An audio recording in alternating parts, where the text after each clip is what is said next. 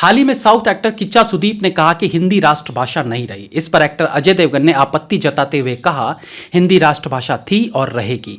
और इस पर सोनू निगम ने अपनी राय रखी है। उन्होंने कहा कि हिंदी देश में सबसे अधिक बोली जाने वाली भाषा है, लेकिन इसे गैर हिंदी लोगों पर थोपा नहीं जा सकता क्योंकि ये भाषा संविधान में राष्ट्रीय भाषा के रूप में वर्णित नहीं है। पिछले हफ्ते अजय देवगन और किच्चा सुदीप के बीच ट्विटर पर हिंदी को लेकर जिस तरह की बयानबाजी हुई, उसके बाद इस पर सभी अपनी राय दे रहे हैं। सोनू ने कहा, मेरी जानकारी के अनुसार भारत के संविधान में हिंदी को राष्ट्रभाषा के रूप में वर्णित नहीं किया गया है।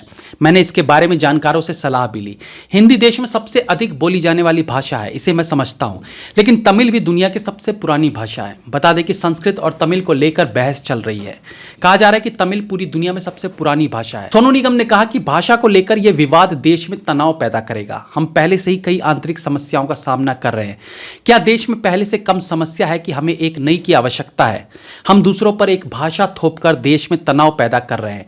यह कहकर कि आप एक तमिल है, आपको हिंदी बोलनी चाहिए, तो वो क्या करेंगे? लोगों को अधिकार होना चाहिए यह तय करने का कि वो कौन सी भाषा बोलना चाहते हैं। सोनू ने बीस्ट स्टूडियोज के संस्थापक और सीईओ सुशांत मेहता के साथ बातचीत के दौरान यह बात कही।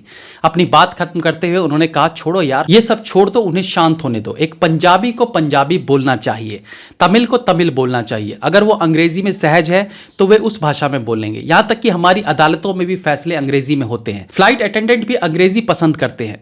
सोनू ने एक उड़ान के दौरान की एक घटना शेयर करते हुए बताया कि कैबिन क्रू मेंबर हिंदी में जवाब देने के बावजूद अंग्रेजी में बात करते हैं। बता दें कि अजय देवगन और कन्नड़ एक्टर किच्चा सुदीप के बीच गुरुवार को हिंदी को लेकर बहस के बाद कि हिंदी राष्ट्रीय भाषा है या नहीं, अब इसे लेकर राष्ट्रीय स्तर पर एक बार फिर से बहस शुरू हो गई है। पिछले महीने गृह मंत्री अमित शाह की हिंदी में प्रचार प्रसार कार्यक्रम के बाद साउथ के कई नेताओं ने चेतावनी दी थी कि हिंदी को थोपने का भी प्रयास गलत होगा। इसी प्रकार की तमाम जानकारियों के लिए हमारे साथ जुड़े रहिए। नमस्कार।